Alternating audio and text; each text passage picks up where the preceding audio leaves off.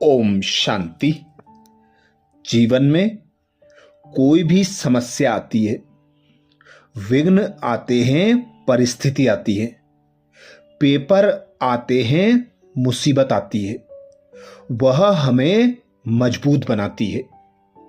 जब कोई भी बड़ी मुसीबत सामने आती है तो सभी भगवान से कहते हैं, भगवान यह मुसीबत हम पर क्यों आती है। पर हम सभी यह भूल जाते हैं कि मुसीबत या कठिनाई ही हमें भगवान के मार्ग पर ले जाने के लिए, ज्ञान मार्ग में मजबूत बनाने के लिए, शक्तिशाली बनाने के लिए और आगे बढ़ाने के लिए आती है। कहा जाता है छिपे गुण विपत्ति में सामने आते हैं और छिपे अवगुण असीम समृद्धि में सामने आते हैं। छोटे बच्चों को पहली बार जब साइकिल चलाना सिखाते हैं तो यह मालूम रहता है कि बच्चा गिर सकता है, बच्चे को चोट भी लग सकती है, परंतु फिर भी सिखाते हैं ना, क्योंकि हम जानते हैं शुरू में दिक्कत आएगी, पर अगर बच्चा साइकिल चलाना सीख जाएगा तो आत्मनिर्भर हो जाएगा और भविष्य में सहज ही स्कूटर, मोटरसाइकिल या कार चला पाएगा।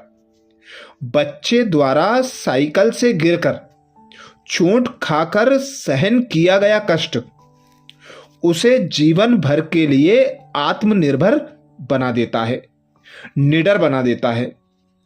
एक बच्चे के पिता उसी स्कूल में प्राचार्य थे जिस स्कूल में बच्चा पढ़ता था, परंतु उन्होंने कभी भी परीक्षा में या किसी मुकाबले में अपने पद का फायदा उठाकर बच्चे की नाजायज मदद नहीं की।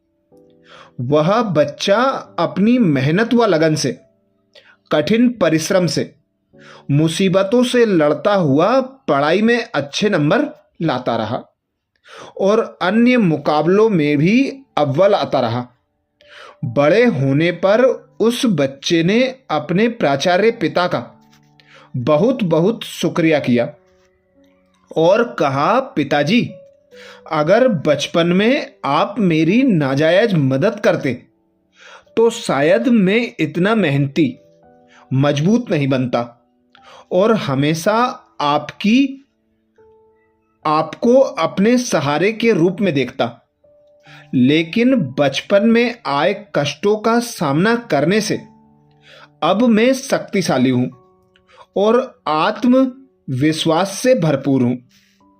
प्राचीन काल में राजा महाराजाओं के राजकुमारों की गुरुकुल में कड़ी से कड़ी परीक्षा ली जाती थी ताकि वे बहादुर और मजबूत बने और हर मुसीबत का डट कर सामना कर सकें। कसरत करने वाले जितना ज्यादा वजन उठाते हैं उतना शरीर मजबूत बनता है। हालांकि ज्यादा भार उठाने में मेहनत व कष्ट भी ज्यादा होता है, पर उसका फल मजबूत शरीर के रूप में मिलता है।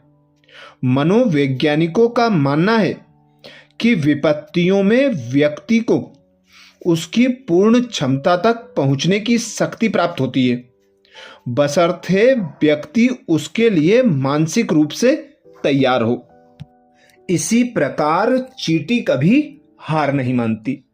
संकट को सफलता में बदलने के लिए एक आवश्यक नियम है, सदा अपने लक्ष्य को अपने सामने रखो कि हर कीमत पर मंजिल पर पहुंचना ही है। अपने आप से यह भी पूछें, इस संकट में, मुसीबत में मेरा कौन सा गुण अधिक निखर कर सामने आएगा। संकट का समाधान क्या है, मैं अपने लक्ष्य तक कैसे पहुंच सकता हूं। अगर चींटी को गौर से देखें तो पाएंगे कि यह एक अद्भुत जीव है जो सदा अपना ध्यान अपने लक्ष्य पर केंद्रित करती है और इसलिए कभी हार नहीं मानती।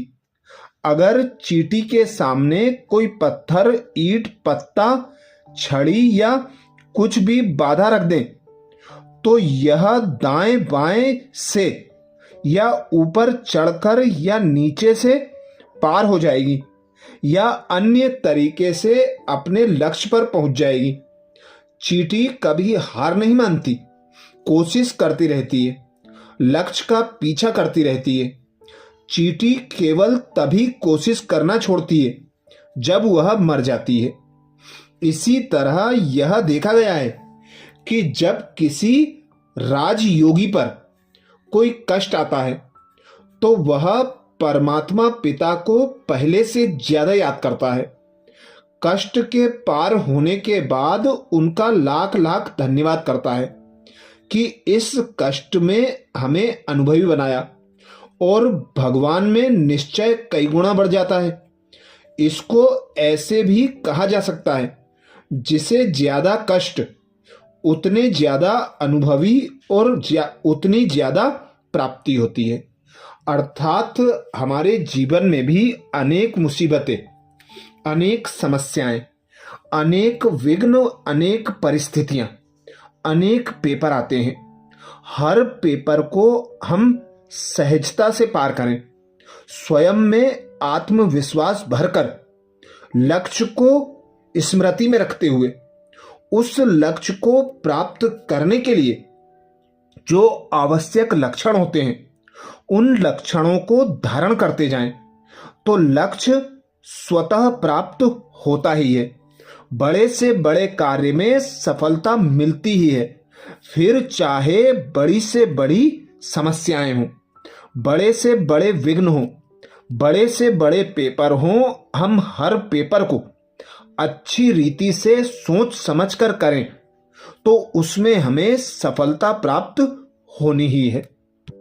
बस सदा के लिए हमें यह स्मृति रखना है कि कोई भी नेगेटिव संकल्प ना आए। जब नकारात्मक विचार आते हैं तो हमारा आत्मविश्वास डगमग हो जाता है, हम हिम्मतहीन, स्वयं को कमजोर महसूस करते हैं, और जब निगेटिव विचार आते हैं तो हम आधी असफलता को पहले ही प्राप्त कर लेते हैं। फिर उस कार्य में हम अनेक गुना मेहनत करते हैं, फिर भी हमें असफलता ही प्राप्त होती है। तो कोई भी कार्य करने के पहले सकारात्मक सोच रखें, स्वयं को हिम्मत और उमंग उत्साह से भरपूर करते हुए, आत्मविश्वास से भरपूर होकर कोई भी कार्य को सोच समझकर करें तो उस कार्य में हमें सफलता अवश्य प्राप्त होनी है। क्योंकि जब हम कोई भी कार्य करते हैं उस कार्य पर अपने मन और बुद्धि को एकाग्र करते हैं, उस कार्य के पूरा होने के पहले इधर उधर कोई भी दूसरा कार्य नहीं करते, तो हमें उस कार्य में सफलता प्राप्त होती ही है।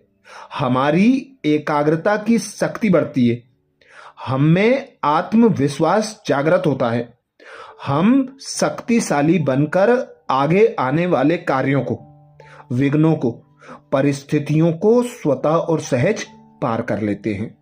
अच्छा, ओम शांति।